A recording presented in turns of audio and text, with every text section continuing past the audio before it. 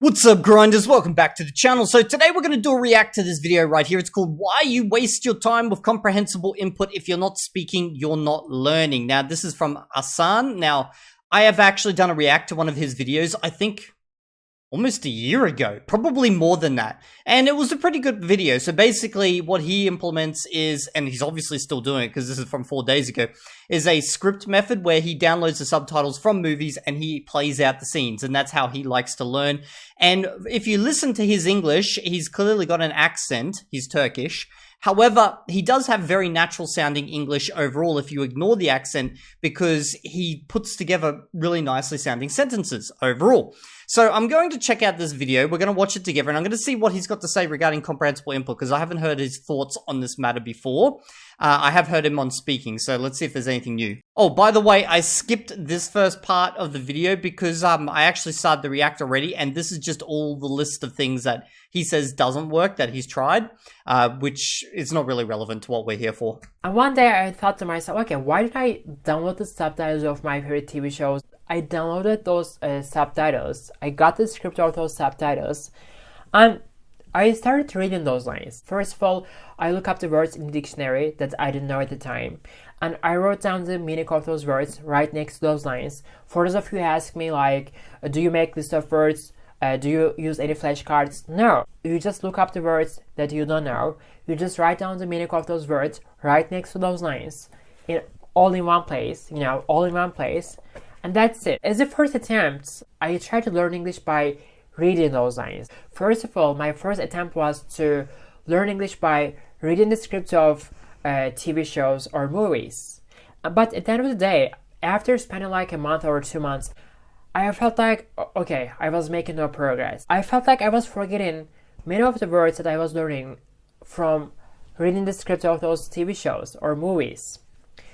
And one day, I thought to myself, all of a sudden I got this urge to repeat the lines of the characters, first looking at the scripts and then without looking at the scripts, like an actor. That's when my life changed. It says to call this number if you're not completely satisfied with this candy bar. Well, I'm not completely satisfied. It says to call this number if you're not completely satisfied with this candy bar. It says to call this number if you're not completely satisfied with this candy bar. Okay, so what's happening here? Let's just explain this in a bit more detail. So there's several different ways that, you can actually read something and practice it. So the first one would be shadowing, where you listen to it, and as you listen to it, you repeat almost exactly at the same time. And the purpose of shadowing, okay, is so that you can learn to mimic the melody of the language and the pronunciation of the language. It's less so about the actual language, like the creation of sentences or the understanding of sentences. It's more about, getting the flow of the language down pat. And this is probably something he needs to do a lot more of at this stage in order to improve his pronunciation. However, what he's doing here is not shadowing, okay? He's not even parroting, as you notice. Like, he's just here in his room with the script. What he's doing is he's reading the line, he's pulling it into his short-term memory, he's putting it to the side, and then he's trying to regenerate that line from memory. Now, if you know the vast majority of the words in the sentence, you might be able to get through this quite easily. However, if there's certain structures in here which your brain is not used to using, or it has a tendency to try something else, like maybe you always say something in a certain way, yet here you've got some dialogue which is slightly different, you will feel almost the rubbing of the gears where your brain's like, well, no, I want to take a different path, the path I'm used to, as opposed to what's here. Now, the benefit of doing this is that the lines that you're trying to now generate yourself based on exactly what you just read are they are lines of a native speaker. That's how a native would say it. Now, the benefit of, like, for example, the methods that I use, like the one where I've spoken about my Chinese video where it pops up a sentence, it asks me to generate it, and I've got templates, okay, grammatical templates, and it generates random sentences for me, that is good for forcing me to generate my own sentences, okay, based on my own thinking. However, his method is good for generating the sentence based on how a native would say it. So the benefit for mine is that obviously then I'm going to get very good at using all these set structures because I'm able to swap things in and out quite quickly. The benefit for his is that he's going to get very good at generating very specific sentences the way the native would say them. Okay, now you might be thinking, well, then his is better overall. Not necessarily. If you want to get all the structures down pat of the language, you would follow like what I've done first. However, once you've got all that down pat, so you know all the different types of structures, the grammatical forms and stuff, then you want to get more of like a native sounding flow, you know, the way that they would think and say things, as opposed to just, you know, building out sentences. That's where his method would be more useful. However, his method, I would say, you would want to do later on once you know the vast majority of the grammar and the most common words and stuff like that. Because just going straight to native content, let's say Chinese, okay, and doing what he's doing right now, if you don't know the vast majority of those words and stuff, you're going to stress the hell out of your brain. You're probably only going to get for like a minute maybe of the actual content. And that minute that you get through, overall to your language would be absolutely nothing. Like it would help you very, very little. So the way that I do it with generating templates, and if you want to know more, just go check out my Chinese video. I might actually link down in the description below. That will help you like generate a lot more within the language. You get a lot more bang for your buck type of thing. But this is more refining your actual sentences. Well, I'm not completely satisfied. Well, I'm not completely satisfied. Well, I'm not completely satisfied. Hold on. So here you'll see, for example, she said one thing and then it rolled on to a second thing. And that's probably how a native would say it. Okay, now let's say, for example, when I'm learning Chinese, they might have their own certain set phrases that they generally say after a certain line. Okay, you know how in language we always have, you know, certain structures, which are...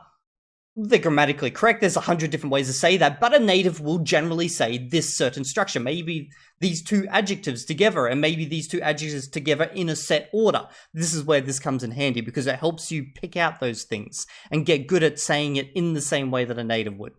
Fill these out. Sit over there. Hold on. Fill this out. Sit over there. I always get this comment saying like, oh, what is the difference between shadowing and your method? It seems same to me. Now, let me explain the difference between shadowing and script method, because okay, let's see if he says what I said. Shadowing and script method are completely different. Okay, when you do shadowing, you repeat the lines right after you hear the lines. So basically, you're in a parrot mode. My mom came down and we had a birthday celebration. It was really great. My mom came down and we had this birthday celebration and it was really great. You hear the lines and then afterwards, you repeat them. Okay, so one thing I do want to point out here, okay, is if you listen to his English, it flows nicely. However, he has quite a heavy accent. Like, you can definitely hear that there's certain sounds that he just cannot make. This is where it comes back to that importance of, and he probably started learning English in school and this was never addressed early on, which now makes it very, very difficult to fix up. But you can do it. I've done it with Esperanto. However, what you want to do is make sure you get the sounds of the language down pat from the beginning. This is why I always stress, just at the beginning, dedicate some actual time, and if you can with natives, getting those sounds down pat, because basically everything else you build out in the language is going to be based on those sounds that you learned from the beginning, okay? So if you get those down pat, then later on when you're doing all this stuff, you don't have to go back and try and rework all that. It is so painful.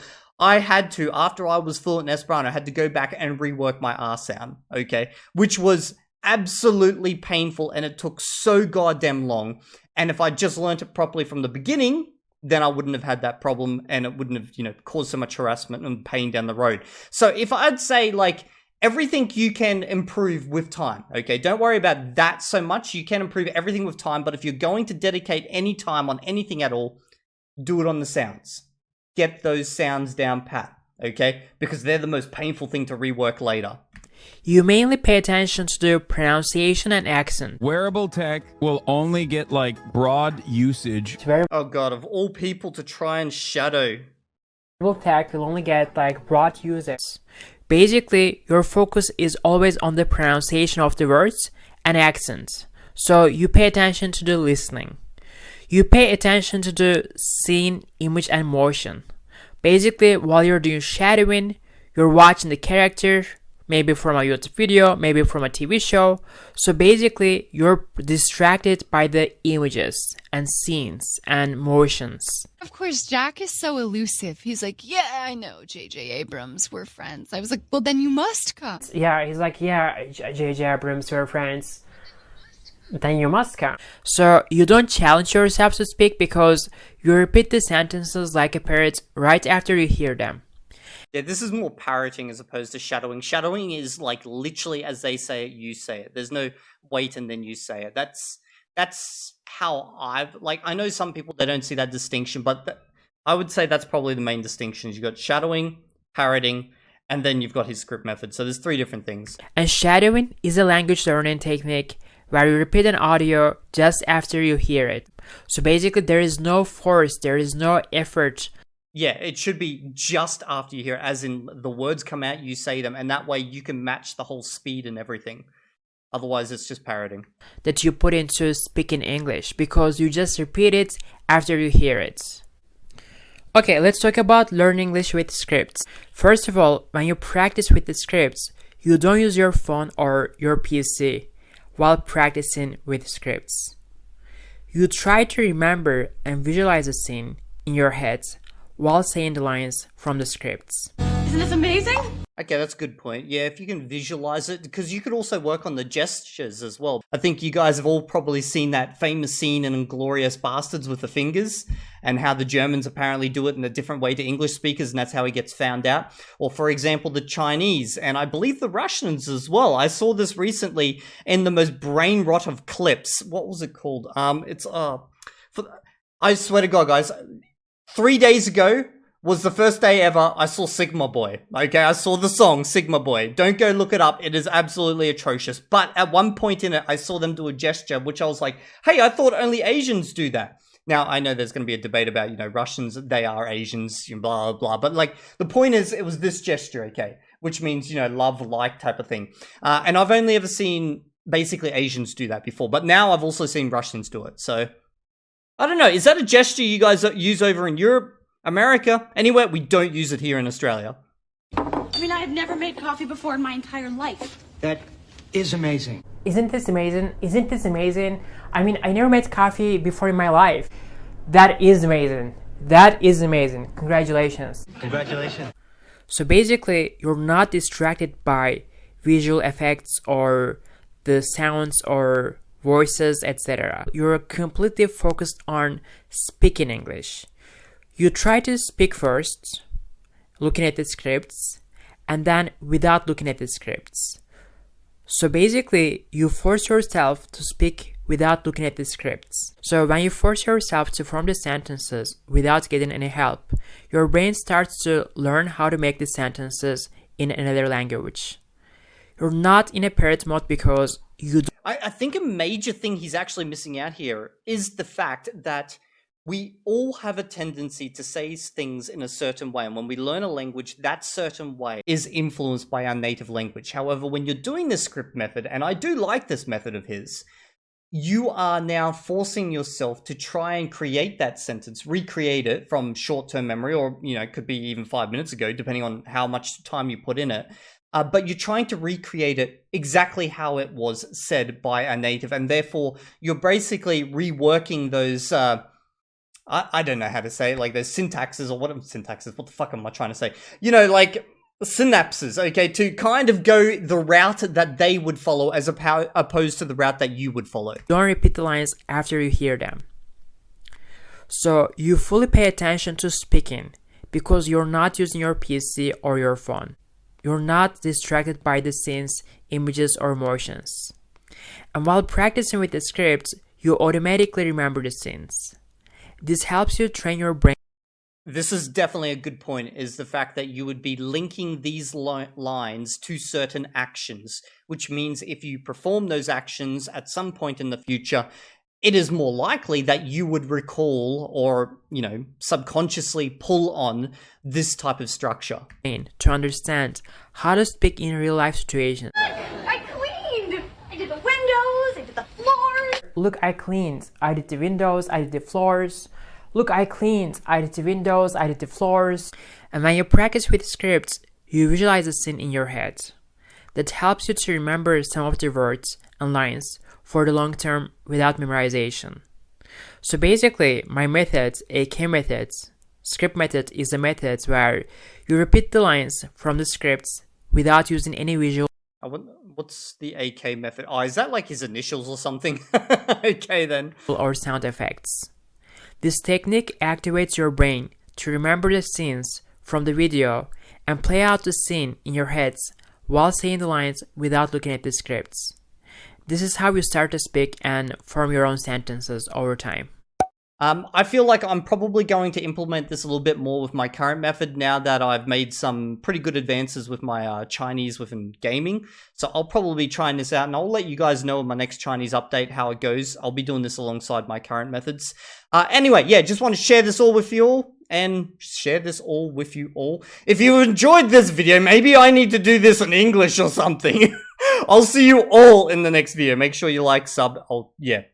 What the fuck? I'm out. Fuck this shit.